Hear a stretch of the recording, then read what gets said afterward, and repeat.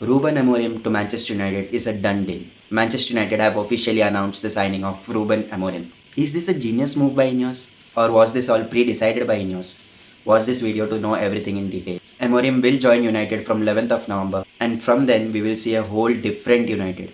That is United playing with a formation of 3-4-3. Back 3 is a formation that United have never played before on a consistent basis under any manager. So it's really going to be exciting for every Manchester United fan on how Manchester United is going to play from now on.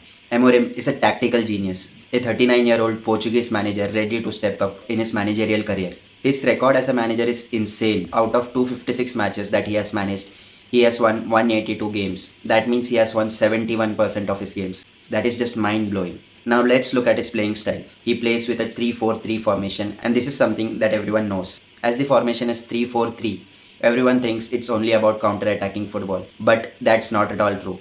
Amorim's side likes to keep the ball. His team averages a 65% possession, and they play a very high aggressive line.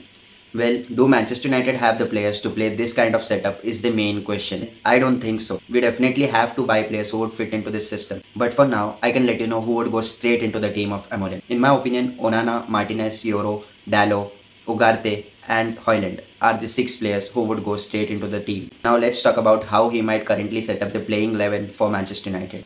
Amorim's setup need a modern ball playing keeper, and Onana would fit in that role. So Onana would be in the team for sure. And if you look at the centre back position, I can assure that Lenny Yoro would play as the right-sided centre back for Amorim, as he can cover the spaces with his pace and mobility. And in the right wing back position, Dalot and Mazraoui would both fit into that role. But Mazraoui would have to improve his crossing abilities. But I think they would be the main players for Amorim, as the wing backs in Amorim's setup play an important role to provide the width for the team. Many a times they would be isolated, and whenever they receive the ball, they would have ample time to attack. As United do not have a left back currently, I think Mazraoui might play in the left wing back position. However, Amorim could also play Garnacho, Rashford or Antony in that position. But if we do so, and if Garnacho, Rashford or Antony doesn't track back, then we would be in huge trouble, as Martinez would have to cover a lot of space, and it is not at all going to be easy. Martinez is a real gem of a centre back with his ball playing abilities under pressure. His line breaking passes can be really crucial under Amorim's system. He can also step up in the midfield if needed. He is really confident on the ball, and this is something Amorim wants. However, I'm not sure if he would be able to cover the left side fully and provide the defensive cover on his own. For that, he would require a strong CDM who can help him cover that space, and Ugarte could be that player. Ugarte has already played under Amorim before, and he exactly knows what his role is. He would be the happiest man in the Manchester United squad right now, as he knows this is his time to shine. Ugarte is again a player who would go straight into the team. Now, who plays alongside Ugarte and who would be the third centre back for Manchester United is the main question. For now, De Ligt would definitely go in. With his pace and positional awareness, he definitely gets a place in the starting 11. However, will he be able to shine under Amorim? Well, I'm not sure. De Ligt has to improve his game with the ball. Well, if he does that, Martinez, De Ligt and Yoro could be the perfect 3 centre backs for Amorim's setup. And to be honest, now it makes a lot of sense why Ineos brought in Ugarte, De Ligt and Yoro. And now it makes sense why Ineos never went for a left back, because we would have brought in a left back who would play in the back 4. But now we need a left wing back. It feels like it was all decided before. Ineos knew this was coming. Hopefully in the Jan transfer window, Ineos might bring in new left wing back, which is a crucial role under Amorim. Now let's come back to the playing 11. Now the question is, who plays alongside Ugarte? I think Meno would be the ideal choice to go with. But he can also play Casemiro, or else he can also play Bruno as a deep lying midfielder, as Casemiro most probably would be Ugarte's backup. If one of the centre backs pushes into the midfield, Bruno would have some space and time to attack and pick up a right pass. Only thing that Bruno has to learn now is discipline while picking the pass. He just can't give away the possession like he does.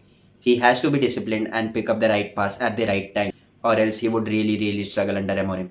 Feels really bad to say that, as he is our current captain. But if he wants to play as a deep lying midfielder, he has to be more disciplined with the ball as well as improve defensively. But I think if Meno is fit, he would go straight into the team, and Bruno might play in the attacking role. But out of the 3 attacking roles, Højlund would play as a striker, which leaves us with just 2 positions remaining. And we would have a lot of players fighting for that position. There is Rashford, Garnacho, Ahmad, Antony, Bruno, Mount, Eriksen and even Xerxes.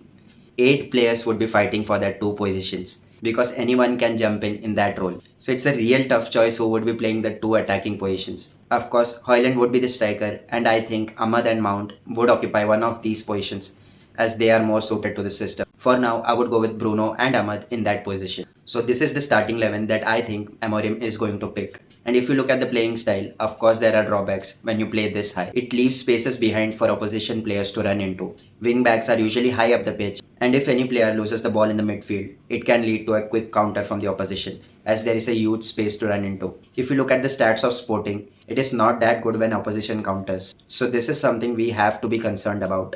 I think it's a brave decision from Ineos, but at the same time, I think it's a very risky decision too. It can go completely wrong if players can't do what Amorim demands. Manchester United would have to sign players who can play with high intensity and players who can keep the ball under pressure. And I think Ineos might try to cash in for many of the star players like Rashford, Garnacho, Bruno, Casemiro, Anthony, etc. And with that money, Ineos have to bring in the players who perfectly fits in the Amorim system. It's gonna be a real transition for Manchester United. So personally, I'm really excited to see on how Ineos and Amorim would pull this off. Ineos' project is to win the Premier League in 2028. Well, is this the start of that project? What do you think, guys? Do let us know in the comments.